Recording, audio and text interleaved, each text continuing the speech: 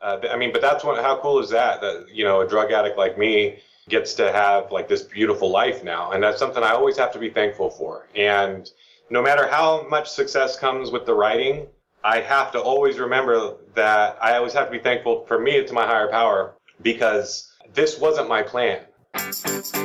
It's time for the Share Recovery Podcast, where we bring you amazing life-changing success stories from addicts and alcoholics all over the world who share their inspiring journey in recovery. And now, here's your host, O. On today's episode of the Share Podcast, Jason Smith, the author of The Bitter Taste of Dying, takes us through 16 years of addiction to prescription drugs more powerful than heroin and morphine. During high school, Jason gets into a car accident and is prescribed Norco and Soma for pain relief, and overnight becomes addicted to painkillers.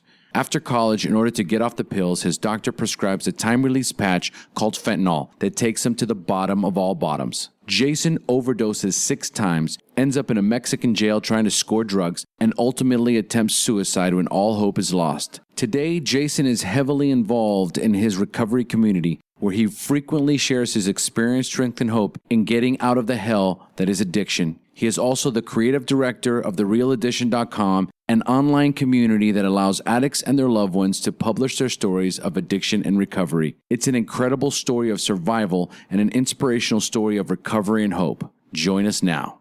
And after this interview, if you enjoyed listening to the Share Podcast, please leave us a rating and review on iTunes or Stitcher Radio. This will ensure we get ranked well on these networks, and that means more people will easily find the Share Podcast. This is the best way to show your support and help us grow. Now back to the show. Hi, Jason. Thanks for joining us. Hey, yo, thanks for having me, man. It's great to have you on the show today. How you feeling? I'm feeling great, man. I'm alive. Me too, man. Me too. That's 2 people that probably shouldn't be that are, so that's going to make a good podcast. Absolutely. There's no question about it. So, Jason, let's dive right in. Tell us about how your life is today. Take us into your normal daily routine, including recovery. And also, since we've got you on the show right now, Jason Smith is the author of The Bitter Taste of Dying, a memoir. I just read the prologue, and it's pretty intense. So I'm really excited to hear your story. Tell us a little bit about this book and how it came to be.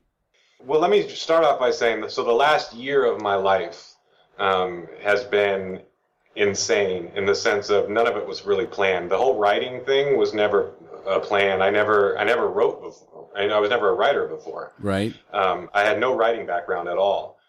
And in fact, it was a year ago this month, or in July, I walked into a newspaper because I was going to a lot of 12-step meetings.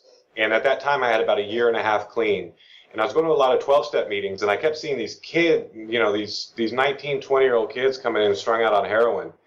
And I live in a small town, where you would consider an upper middle class town, and nobody was talking about it. Nobody wanted to say anything about it. The newspaper wasn't saying anything about it. The radio wasn't saying anything about it. I mean, everybody was just sort of pretending it wasn't going on, when really I could see the kids coming into the 12-step meetings, so I knew that there was something there. And so I walked into a newspaper and I pitched this idea for a 3-part series.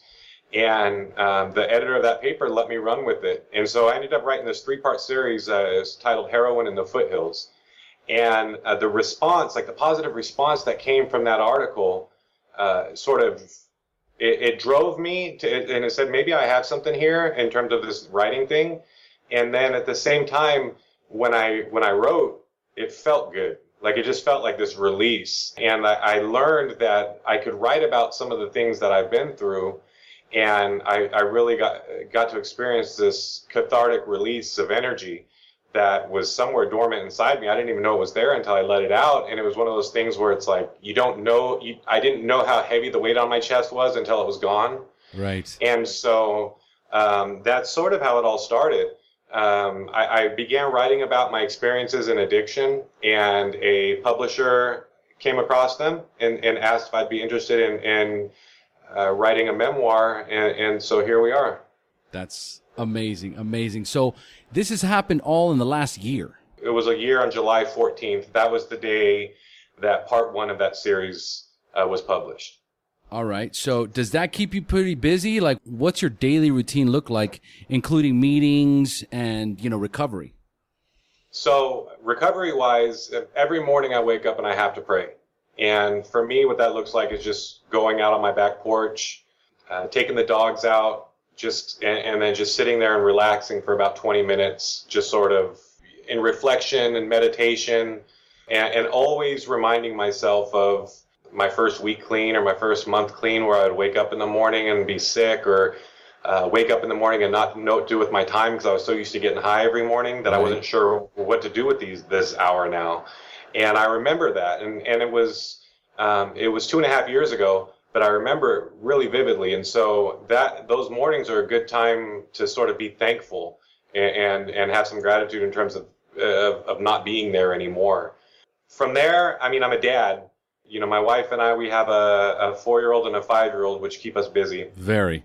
And so, but that's how cool is that, a drug addict like me gets to have like this beautiful life now. And that's something I always have to be thankful for. And no matter how much success comes with the writing, I have to always remember that I always have to be thankful for me to my higher power, because this wasn't my plan.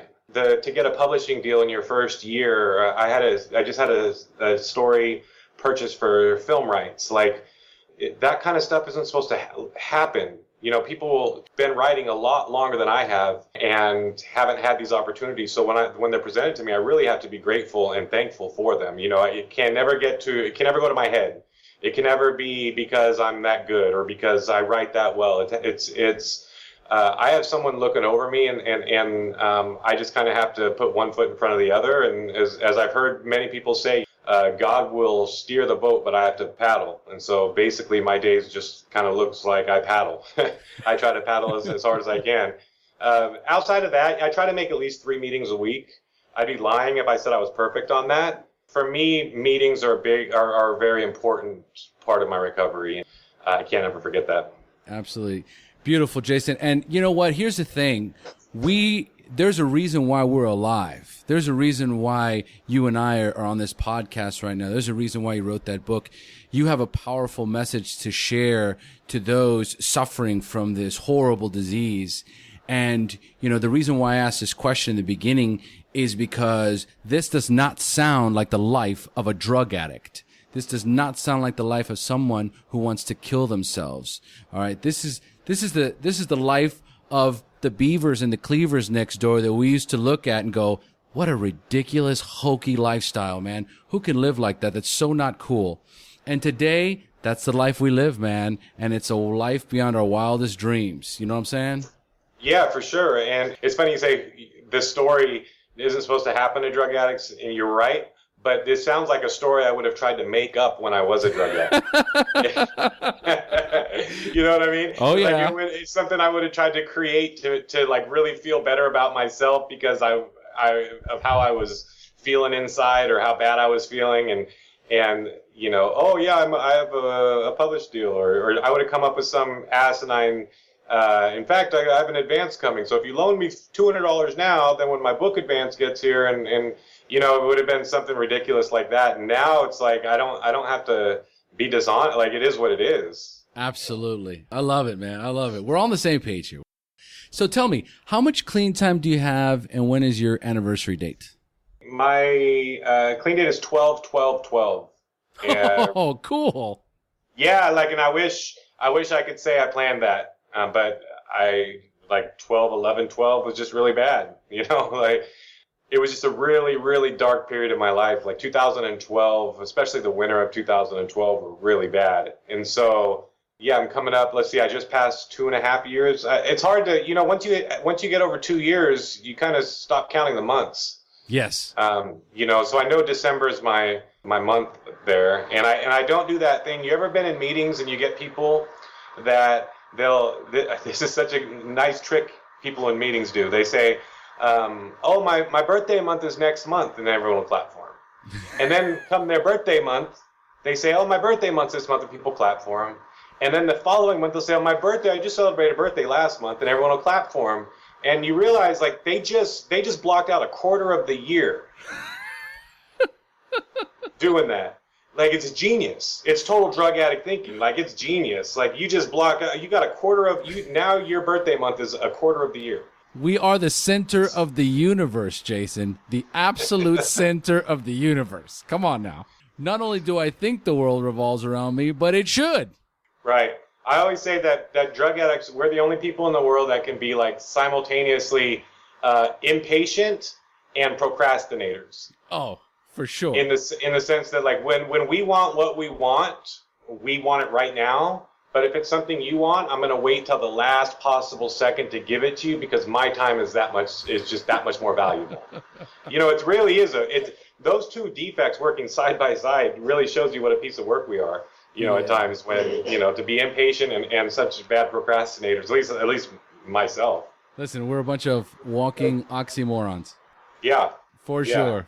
So tell us, Jason, how old were you the first time you drank or used drugs? And more importantly, how did they make you feel? First time I drank, I want to say 15. And, it was okay. Like, alcohol really never did much for me.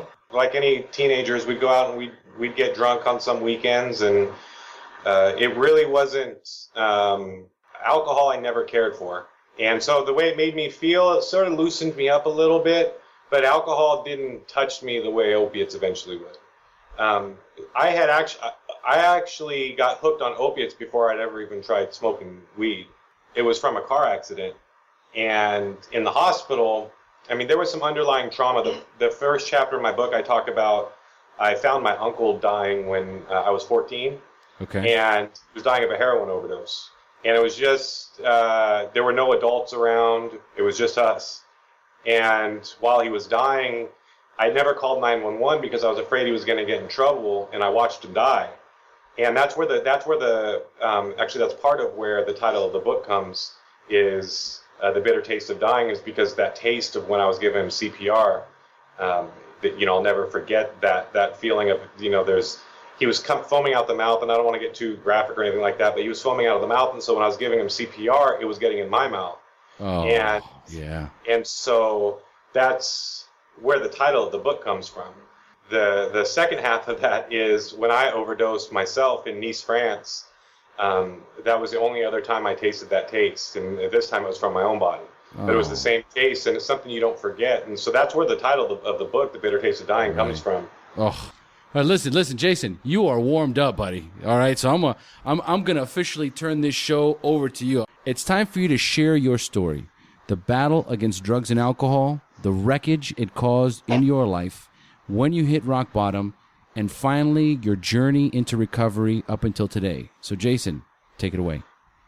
So when that happened to me when I was 14, and I watched my uncle die. Then there was another situation. It was actually only a few weeks later where I ended up breaking a kid's neck during a football game.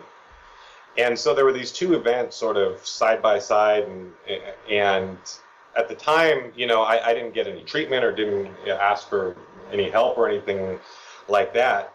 But when I was 17, I got in a car accident. I remember the feeling of getting shot up with Dilaudid in the hospital.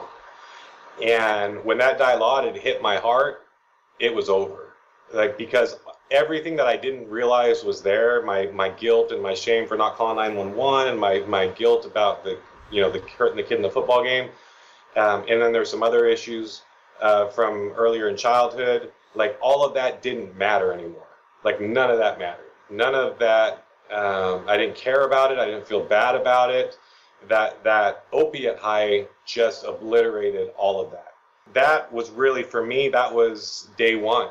That was day one of 16 years. Wow. And I just kind of went, and it started, it started the way I think what happens with a lot of, especially people who got hooked in the late 90s and the early 2000s, it started legally, but it quickly became, I quickly learned how to manipulate myself. And when I say that is, I remember the first night that I told myself, you know what, it's all right. I already took all the pills I was supposed to take for today, but I'm going to take tomorrow's today. And then I just won't take any tomorrow. Yep. so then tomorrow comes, and it's like, well, shit, what am I going to do? I can't go without. Okay, I'm going to take tomorrow's today. But then the second half of the day, you're out. So now I'm taking Mondays today. And before you know it, I'm 2 days into the week, and I'm gone, I've taken everything I'm supposed to take for the week. And that happened in I would say, within the first 2 weeks of me getting out of the hospital from my car accident. And so it really was something that I went from a kid who's never even touched drugs, drank only a handful of times, to like full-on drug addict in about a week, 2 weeks. And in a sense, it happened overnight, because I'll never forget that warmth, or learning how to combine which pills just right to get the feel I was after. And it was, from then on, it was just game on for 16 years straight. And so there's a time where up to which the drugs actually were fun. And I never gloss over that fact that, like, there was a time when the drugs felt good and there really weren't many consequences from it. And if I could have kept my addiction in that zone, then I guess I would be a normie, right? I guess I wouldn't be an addict. Correct. The truth is, there came a point in my addiction from wanting the drug to needing the drug.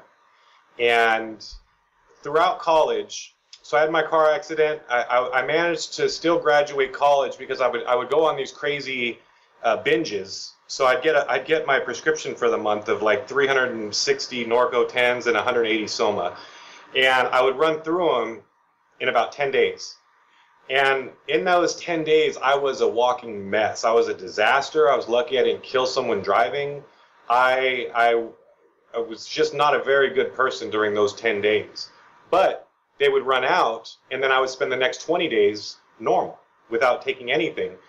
And it's funny, because I can look back at that time period and think, how was I able to just put it down? Like, the withdrawal wasn't too bad. I felt a little achy for a few days, but it didn't feel that bad at the time. And so I graduated college on I call it a 10-20 plan, 10 days just completely out of it and 20 days conscious. Throughout the whole time you were in college? Whole time I was in college. Man. And I would do that, and I would just binge. And now I have to be honest here, as I got closer to graduating college, it became less of a 10-20 plan and more of like a 5-25 plan, because the pills were lasting me a shorter and shorter amount of time. Of course. And so when I graduated from college, I went to my doctor. And I won't say his name, but he's a pain management specialist here in Northern California. And I went to him and I said, look, man, like, I'm abusing the hell out of the drugs you're giving me. And I'm graduating college, and I think I need to be like a normal person, a productive member of society, and that's not going to happen as long as I keep taking these pills.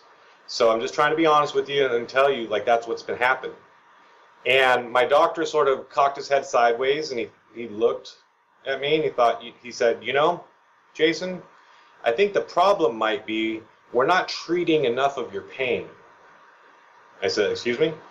He said, I think you're still in pain, and that's why you're overtaking your medication, so I think we need to give you something stronger. Oh, that's like an addict dream come true. Right. And I talk about that a little bit in the book when I say, I can't blame the doctor here, because I came in there with the intention of getting off. Now, when he made that offer to me, I could have gotten up and walked out. I could have said no thank you. There's a lot of things I could have done that I didn't do, because truth is, I wasn't ready to get clean. If I had wanted to get clean, I would have. He was a drug dealer. And he was doing what drug dealers do. They deal. And he got, so he said, there's this new drug that I've been using that's been working wonders on my patients. It's called fentanyl. And it comes in a patch, and you just put it on your skin every 3 days. Someone your size will say every 2 days. And what we'll do then is we'll use the pills just for breakthrough pain. So now I was staying on the pills that I came in to get off of, but now we had introduced this new drug into the picture. And that's when everything changed. because fentanyl, I don't know if you're familiar with fentanyl. I've just heard of it. It's a powerful opiate. It's stronger than morphine. It's stronger than heroin, and it seeps into your skin in micrograms, and so you don't really get a big high off of it, but you build up a tolerance to it. And the kick from it is like something horrific. So I remember the first time like a patch came off of me. I'd probably been on them for like 6 months, and one of the patches came off, and I didn't realize it. And all of a sudden, I just became like deathly ill quickly. And I had no idea what it was. And then I realized my patch had come off, and then it hit me like, this is bad. I'm getting in deep here, because I've never felt that before. And come to learn that you're only supposed to be on the patches for, they're created for terminal cancer patients. And any medical testing of the patches prior to their FDA approval only lasted 6 months. And I was on them for about 7 years. Good Lord. 7 years? 7 years. Oh, wow. And every few months, my doctor would just kind of kick up the dosage a little bit. So we'd go from 12.5 micrograms every 2 days to 25 to 50 to 75. To the point when I eventually landed in rehab, and I got into rehab after getting 2 DUIs in one night and a public intoxication for trying to make a phone call on my upstairs neighbor's shoe. And I don't remember any of it. No, of course not. I that's the story that the police report says anyway. When the doctor where I went to rehab said, he said, by that point I was on 175 micrograms every 2 days. He said, I've never seen anybody take this much prescribed. I've seen people abuse it and buy them off the street and do this much, but I've never seen anybody use this much legitimately. And he said, I can't do nothing for you. He's like, we could transfer you over to methadone and do a slow methadone taper down, but that's going to take a long time. The amount of methadone it would have to be, it would be a 21 or to 25 day detox. Plus, I don't even know if I'm allowed to legally prescribe you the equivalent amount of methadone. And so that tells you right there, that was a gnarly chase, to be chasing that high. And it's a horrible wake up call too.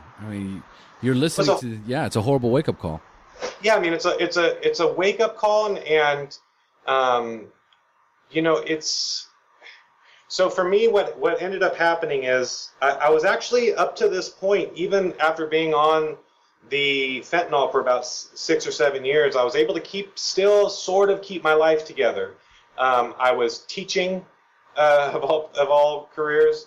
I had lived over in Italy. I lived in the Czech Republic. My resume looked good. But what had happened was the behaviors started getting worse and worse. And, for me, it was never the substance. I could hide being on opiates pretty well. But it's the behaviors that come with it, the lying, the being sneaky, the being dishonest, just living that kind of lifestyle that tends to surround the drugs that I did. It started to put some cracks in the facade. And one day I woke up, and it was I was about to go to graduate school. And I'd been teaching high school for a little while, and then I ended up getting accepted to graduate school. And one day I woke up and I couldn't feel anything, nothing. And when I could move, I wasn't paralyzed. Emotionally. Everything sort of overnight went gray. And I had no energy. I couldn't eat. My house went into foreclosure because I was too tired to write the check. I had the money in the bank, but the thinking about getting up and going across the room to find the checkbook and then walk out to the mailbox and walk back was so much more energy than I had. How long were you in this fog? For a year. Oh my God. I did it for a year. My family was scared to death. They would come over and try to bring me food. I would just black the windows out and lock the doors and pretend I wasn't home, even though my car's in the driveway. I didn't want to talk to anyone. I didn't want to see anyone. I didn't want to do anything. The only thing I had energy for was once a month going and getting my prescription and coming home. And I think I knew, if I'm being totally honest, I think I knew that the problem was the fentanyl, but I was like a battered wife, man. I was afraid to leave. I was afraid to go out in the world on my own. I was afraid. I was in love with my abuser. And so, of all things, do you ever watch that show Intervention? It's terrible. Yeah, it's a horrible show. Horrible. And I was watching it one day, and there was a guy on there that used to take the fentanyl patches and he put them in his cheek. Oh. And when he did that, he got an entire 2 days worth of fentanyl that was supposed to go on his skin. He'd get it all at once. Sort of like when you chew tobacco, it goes into your membranes. The same concept. And I remember watching it, thinking I'm gonna give that a shot. And so I did. Shit. I did, and that was a mistake because I fell in love with it. I was hit with 100 micrograms of fentanyl at once, and it was a legitimate, morphine, heroin high. And to be honest, the thing I liked best about it was just feeling something. I'd spent the whole last year doing nothing, and I couldn't feel. I had an aunt who died of a morphine overdose during that time period. And I remember wanting to cry, and I couldn't.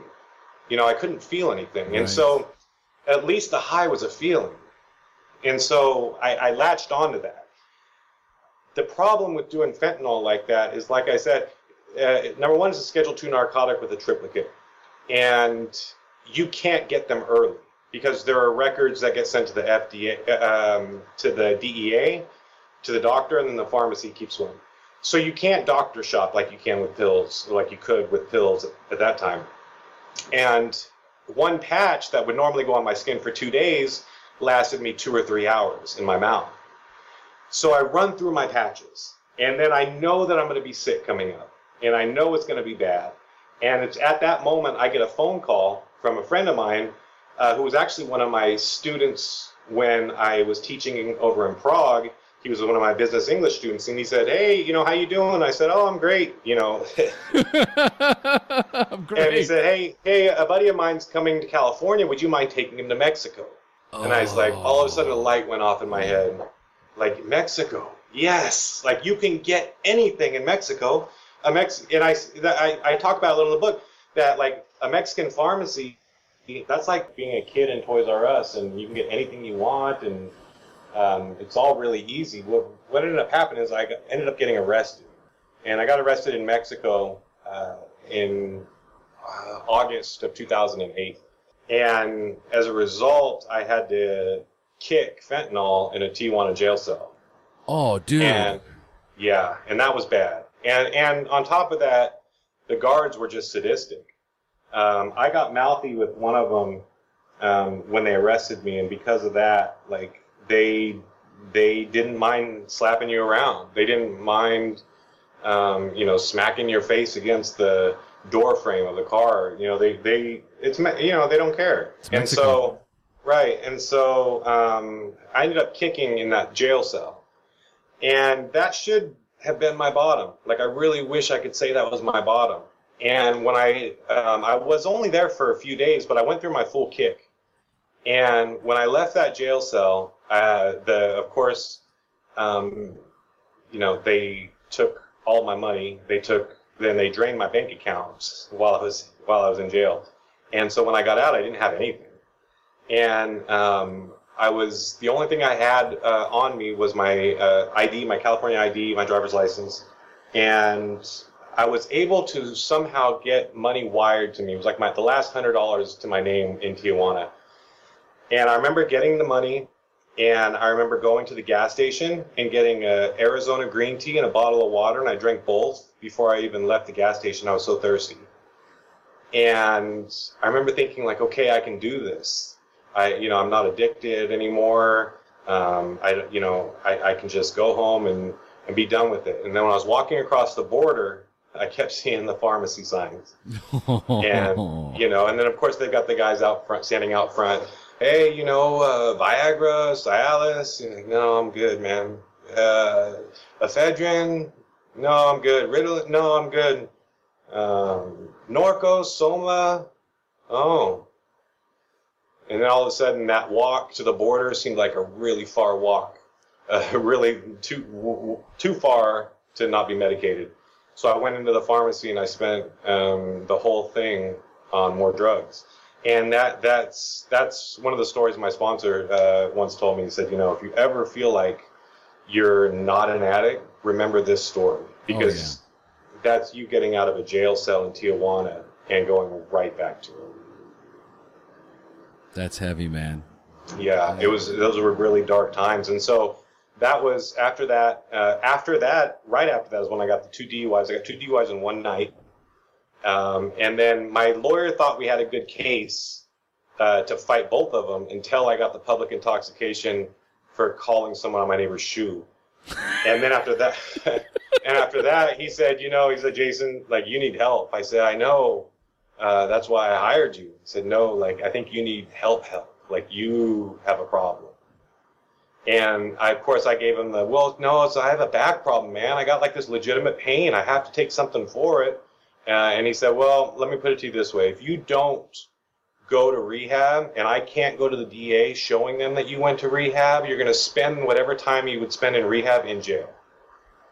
And I said, okay, so I'll go to rehab. Yep. And so that was my first time in rehab. That was in 2000. I ended up going in January or December of 2008 or January of 2009.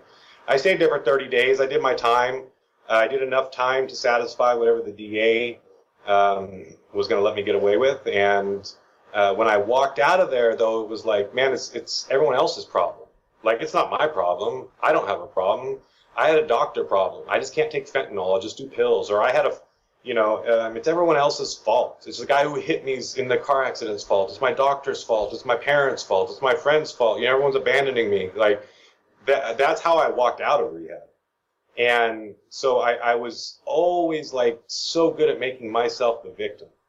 And I got out of there, and that was 2008. So there was another 4 more years of running hard. And I did what I knew best. I left the country. In fact, I jumped bail because there was a mandatory minimum for 2 DUIs. And on my turn-in date, I ended up flying to Italy.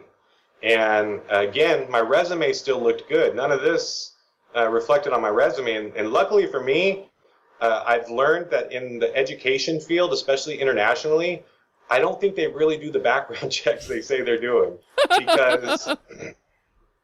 Because I got hired like I had a jail turn-in date. And I had 2 DUIs and I had a public intoxication, and this school hired me.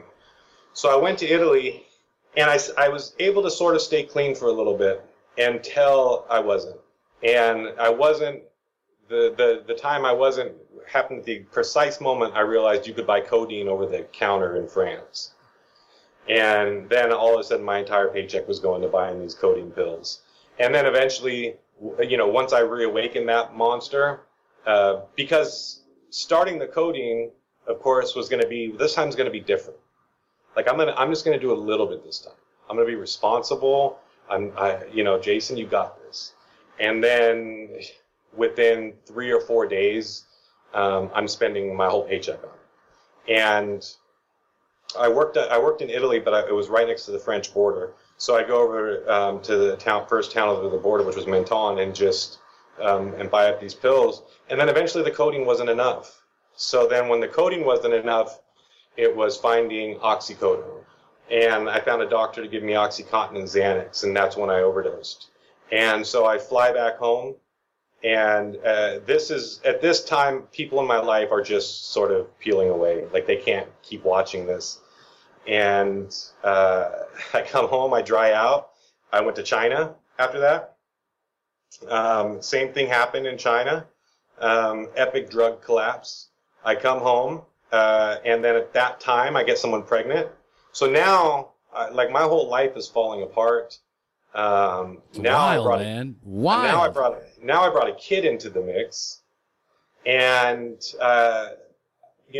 my thinking is, well, if okay, this is a good thing. Now I'll get clean. Like now there's a child involved. Of course, I'll do the responsible thing, as if I'd done anything vaguely responsible in the past decade.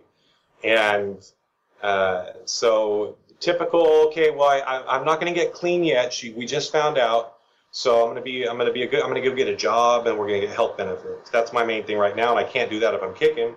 Well, month 3 comes along. Okay, well, baby's getting here, but I can't lose the job I just got. And if I kick, they're going to see it and they'll know something's wrong. So I'll just do it later. Well, what's the rush? It's only month 3.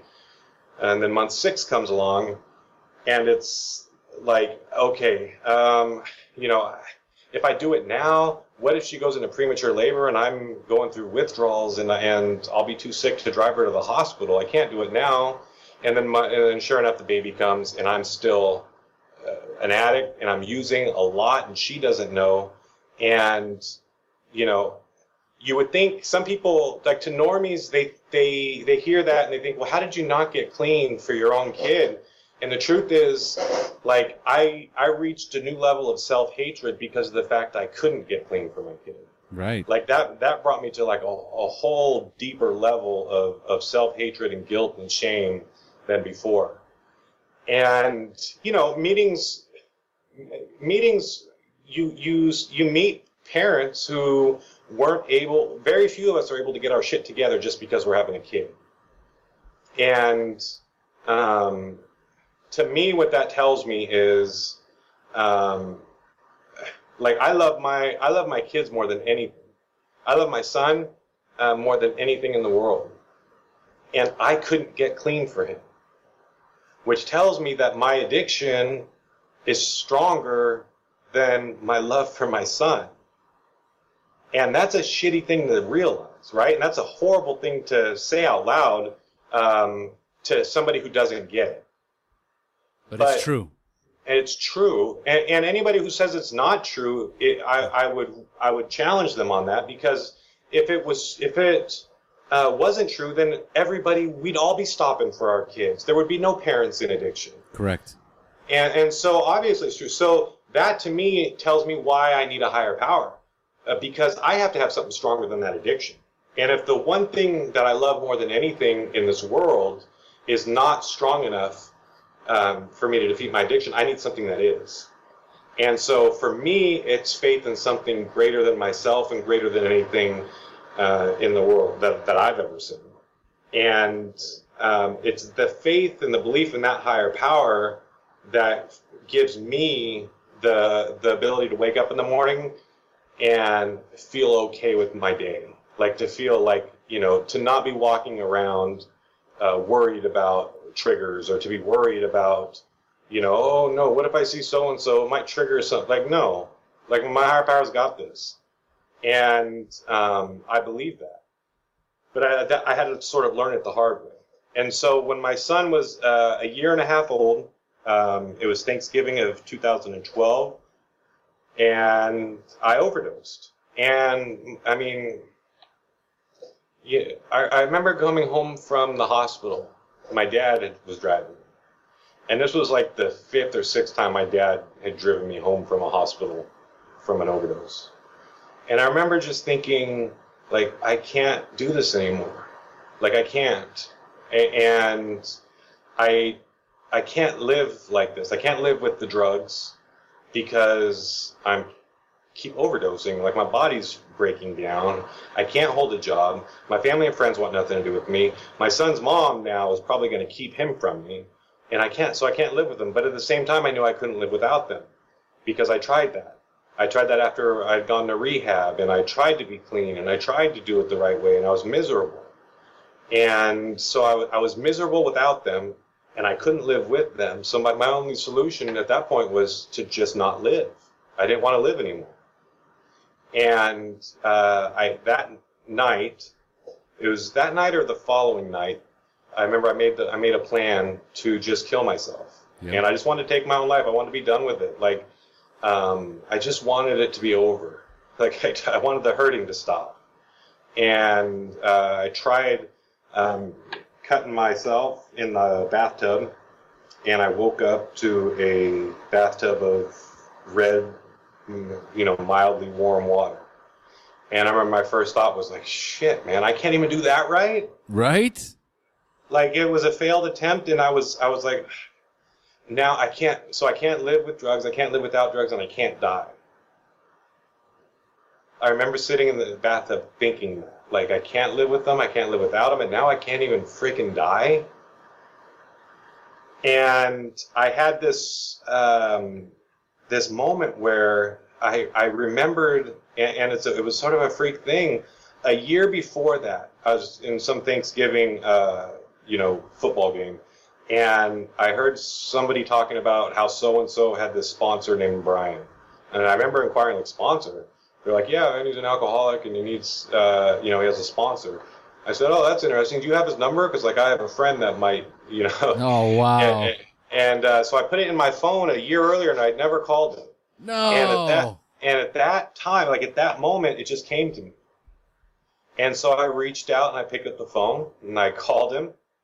And I said, he answered the phone, this is Brian. And I said, hey, man, I hear you, will you sponsor people or something? He said, yeah, what's up? I said, oh, I think I need some help. And he said, yeah, if you're calling me at 10:30 at night on a, Tuesday, you probably do. and I said, I don't know what to do, and I just tried killing myself. And he said, okay, well, save the sob stories for somebody else. Here's what you're going to do. You're going to get down on your knees tonight, and you're going to pray. And I said, but I don't believe in God. He said, okay, that brings us to the second thing you're going to do. You're going to stop thinking. Like, your thinking is so... Am I allowed to swear on the show? Yes.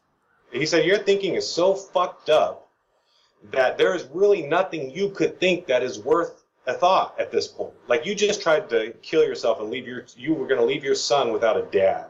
That's your thinking. So how about you just follow some direction? He said, can you do that for me? I said, yeah, I can do that. He's like, so here's what you're going to do. He said, you're going to get down on your knees tonight and you're going to pray. And he said, I don't care if you don't even know what you're praying to. You're just going to mouth the words if you have to. And then tomorrow morning, you're going to call me. And so I did it. And I remember praying, thinking, like, I don't believe in this. This is stupid. This is silly. And I started praying, and then all of a sudden the words started to mean something, and I could sort of feel something, like something that was dead inside me sort of come back to life. And I kept praying, and then I started crying, and then I prayed, and then I cried, and I was like this mess, and, the next morning I woke up and I called him, and that was the beginning of my journey of recovery.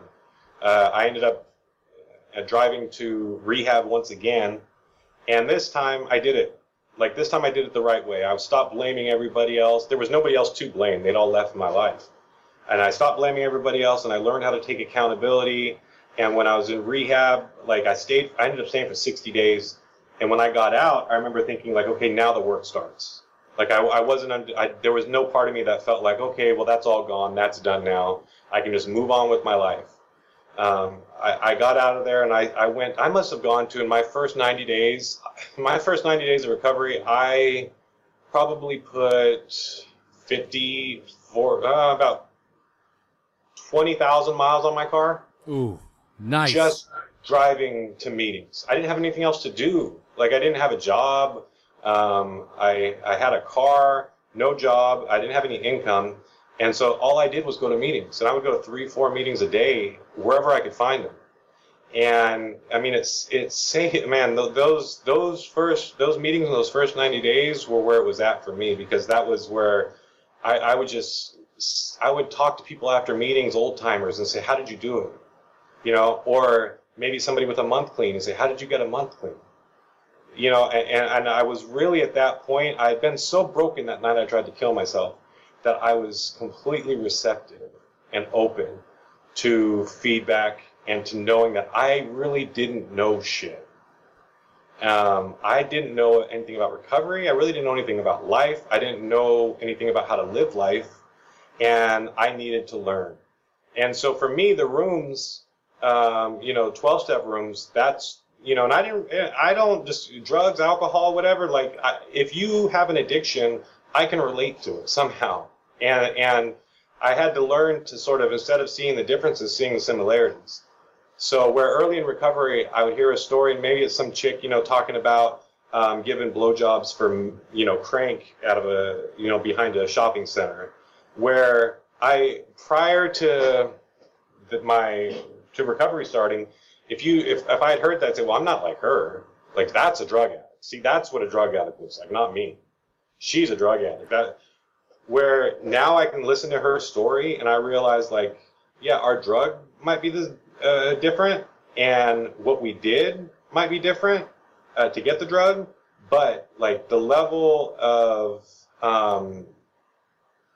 the total abandonment of any sort of morals or ethics was the same. Absolutely. Like she did things that I'm sure at some point swore she would never do to get drugs, just like I did. And once you start to see those similarities in people in the program, then it's like, then I can get anything out of any meeting. There's no meeting I can go to and be like, oh, I really didn't get much out of it. If I go to a meeting, I didn't get anything, it's because I was closed off. I wasn't being receptive.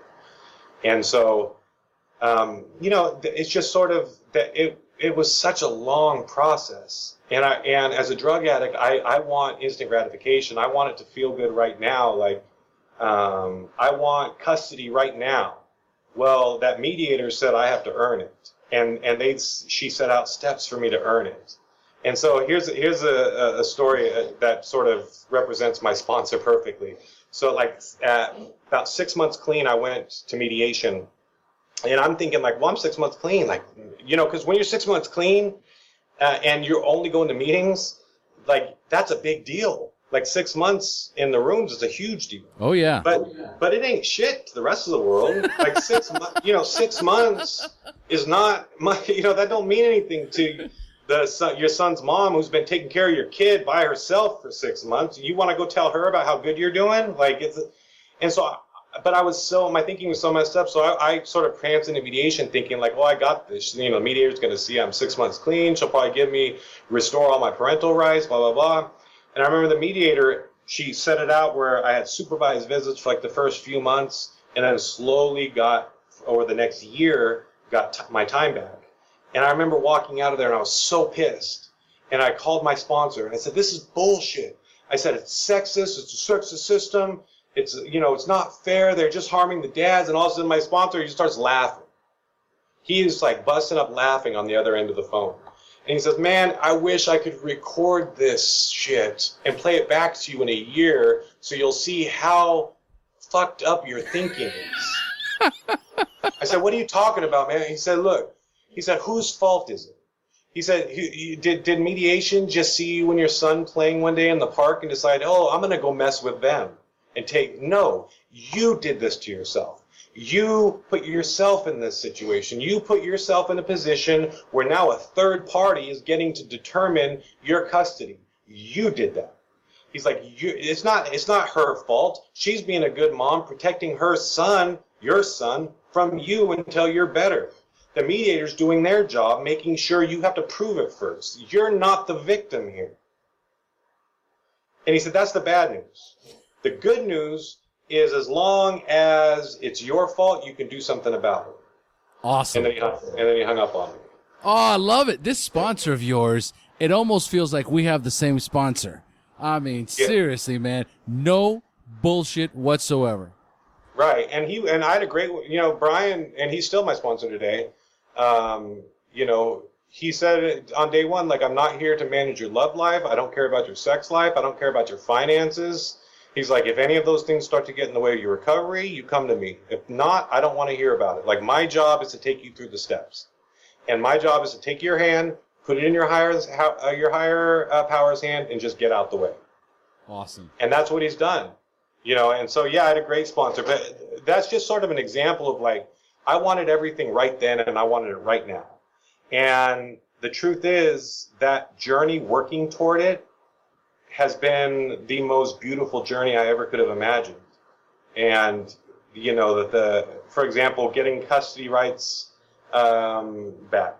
Like, that was a long road, but I've never cherished, before that, I never cherished the time with my child. I never appreciated it. I felt entitled to it just because I was the dad. And so I'm entitled to this. And it's a very entitled mentality. And now, like, I appreciate it and I enjoy it and I'm grateful for it because I've had it taken from me. And I never appreciated anything until I didn't have it. I think I say in the book, it took me losing everything to appreciate anything. Yes. And losing everything and starting from scratch is the journey. That journey has been probably the most beautiful thing I ever could have hoped for. That's my story. I love it, man. I love it. I knew you had this. I knew. Well, you wrote the book. I knew it. I just had to pull it out of you. And you have a wonderful story, Jason. You know, there's so much of that I can relate to.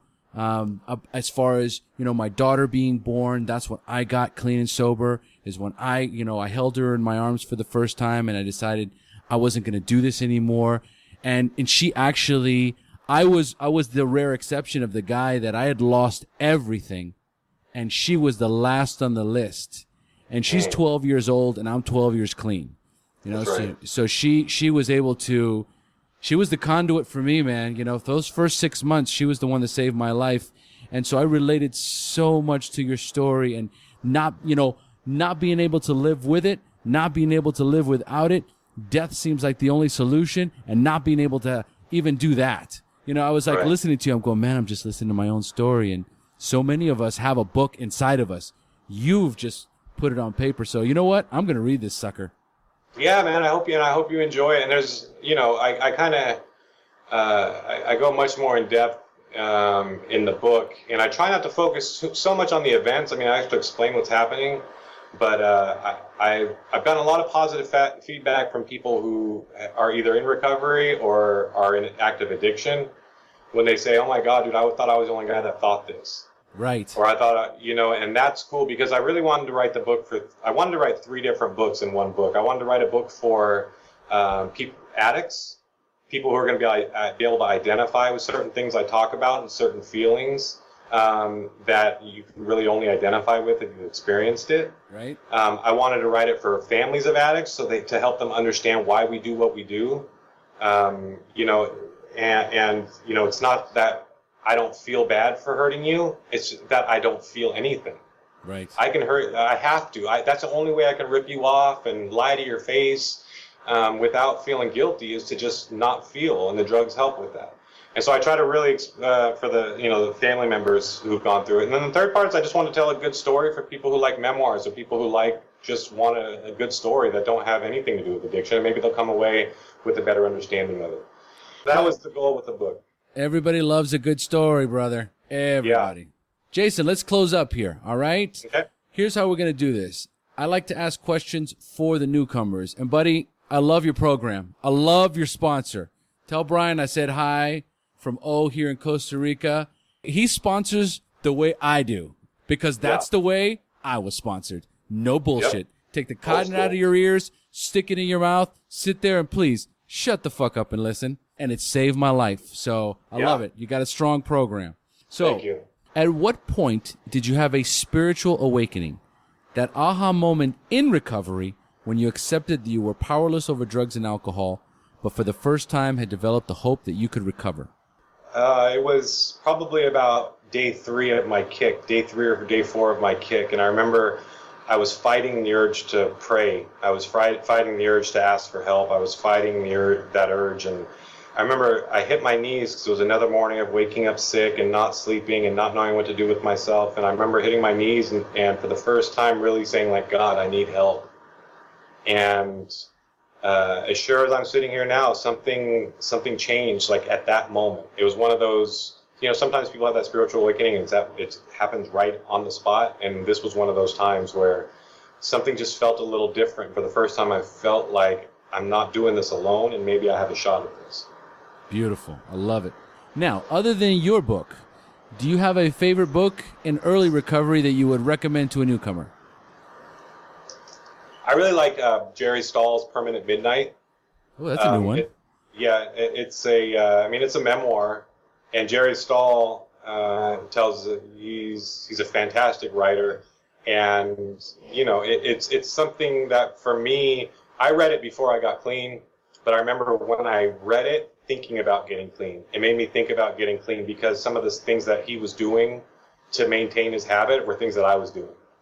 And so to me, it's like you said, hearing stories and hearing other addicts share their experiences on a podcast. I think for me, I also get that same experience reading what other people have gone through. It shows me that I'm not alone, and that if they did it, maybe I can do it. Absolutely, absolutely. And then also, there's The Bitter Taste of Dying by Jason Smith. Yeah, hopefully one day you'll have a guest on and they'll answer the question with that book. All right. Trust me, brother. I'll reach out to you when they do. All right. Yeah. All right. Number 4. What is the best suggestion you have ever received? It's quit thinking. Your thinking's fucked up. Maybe you should follow direction. I love it, man. I love it. Yeah. It's perfect. Which isn't to say I don't think now, but at that time and of wanting to get clean and wanting to be clean, that was the best suggestion I had ever had to that point in my life. I love it. All right. And number 5, if you could give a newcomer only one suggestion, what would it be? Shut the fuck up and quit thinking, get a sponsor, and follow direction. It's the same, man. Just like I sponsor my sponsor, I'll give that same advice because that's the best I'd ever gotten. That's exactly the same way I sponsor. Exactly the same information I got, I give it right back. And isn't that how it should be? If it was the best for me, then I'm assuming it's going to be the best for someone else. Absolutely. I love it, man. I love it. All right, Jason, we have reached the end of our show. Thanks for joining us. And like we say here in Costa Rica, pura vida.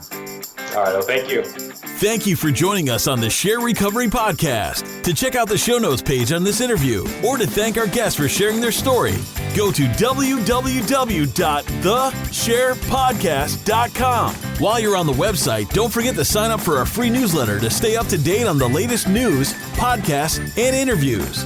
Want to be one of our guests and share your story? Then go to our website and click on the Share Your Story button.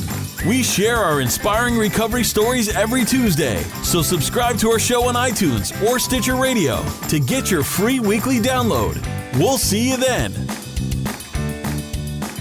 The opinions shared on this show reflect those of the individual speaker and not of any 12-Step Fellowship as a whole. And though we discuss 12-Step recovery and the impact it had in our lives, we do not promote or endorse any 12-Step Anonymous program.